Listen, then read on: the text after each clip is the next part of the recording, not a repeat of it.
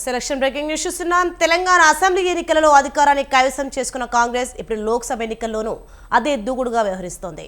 రాష్ట్రంలో 14 సీట్లే టార్గెట్గా సీఎం రేవంత్ ఎన్నికల ప్రచారాన్ని ముమ్మరం చేశారు. ఈ క్రమంలో పార్టీ అగ్రనేతలను రంగంలోకి దిగుతున్నారు. లోక్సభ ఎన్నికల్లో అత్యధిక స్థానాలు గెలిచి కేంద్రంలో అధికారాన్ని అందుకోవాలని కాంగ్రెస్ వ్యూహాత్మకంగా అడుగులు వేస్తోంది.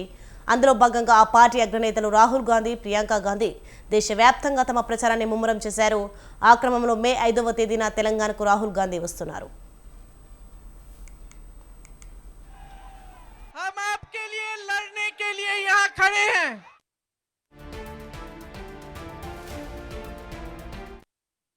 మే 5న ఉదయం 11 గంటలకు ఆదిలాబాద్ లోక్సభ నియోజకవర్గ పరిధిలోని నిర్మల్లో ఏర్పాటు చేసిన బహిరంగ సభలో ఆయన పాల్గొనున్నారు.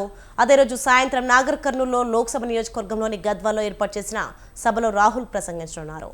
రైట్, ఇదే అంశంపై మరింత సమాచారం మా ప్రతినిధి రాజు ఫోన్లైన్లో అందిస్తారు. రాజు, చెప్పండి. తెలంగాణ అసెంబ్లీ ఎన్నికలలో అధికారాన్ని కైవసం చేసుకున్న కాంగ్రెస్ ఇప్పుడు లోక్సభ ఎన్నికలను అదే దూకుడుగా వ్యవహరిస్తున్నట్టు చూస్తున్నాం. దీనిపైన అప్డేట్స్ ఏంటి?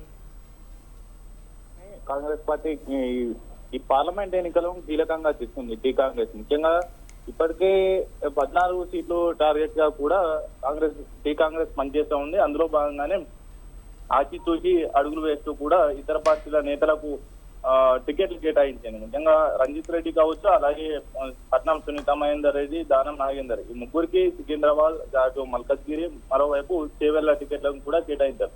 గెలుపు దిశగా ఆ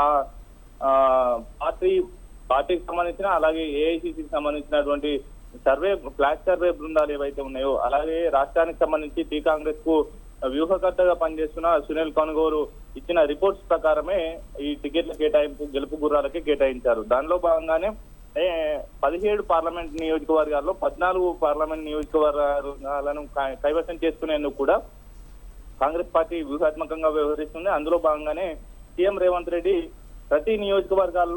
ప్రతి పార్లమెంట్ నియోజకవర్గాల్లో 3 బహిరంగ సభలు ఉండే విధంగా కూడా ప్లాన్ చేస్తా ఉన్నారు. అందులో భాగంగానే ప్రచారం పెద్ద ఎత్తున చేస్తా ఉన్నారు.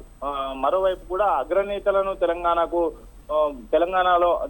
ప్రచారంలో భాగం చేసేందుకు కూడా వ్యూహరచనలు చేస్తా ఉన్నారు. ఈ నెల 5వ తేదీన ఆదిలాబాద్ నిర్మల్లో రాహుల్ గాంధీ ఉదయం బహిరంగ సభలో పాల్గొంటారు. అనంతరం నాగర్ కర్నూలులో కూడా ఆయన ప్రచారం చేయనున్నారు. ఏది ఏమైనప్పటికీ మే మొదటి వారంలో ప్రియాంక గాంధీ తెలంగాణలో పర్యటిస్తారు. అటు భువనగిరి, నల్గొండ నియోజకవర్గాల్లో ఆమె బహిరంగ సభల్లో పాల్గొంటారు అని అనుకున్నప్పటికీ అనివార్య కారణాల వల్ల కొంత షెడ్యూల్ మారింది. అయితే మే 5వ తేదీన రాహుల్ గాంధీ తెలంగాణలో పర్యటిస్తారు. ఇప్పటికే అటు ప్రత్యర్థిగా ఉన్న బీజేపీ వరుసగా ప్రధాని, అలాగే హోంమంత్రి, ఇతర నాయకులు కూడా పెద్ద ఎత్తున తెలంగాణ మీద ఫోకస్ చేసిన నేపథ్యంలో కాంగ్రెస్ పార్టీ కూడా కీలకంగా ఈ యొక్క తెలంగాణలో ఉన్నటువంటి 17 నియోజకవర్గాల్లో పార్టిసిపేట్ చేయాలి, ఇక్కడ పెద్ద ఎత్తున ప్రచారం చేయాలి, కొంత అనుకూలంగా ఉంది. ఇప్పుడు కొత్తగా తెలంగాణలో అధికారంలోకి వచ్చిన కాంగ్రెస్ పార్టీ కాబట్టి ఇక్కడ అత్యధిక స్థానాలు కైవసం చేసుకుంటే కేంద్రంలో అధికారంలోకి వచ్చేటటువంటి అవకాశం ఉంది.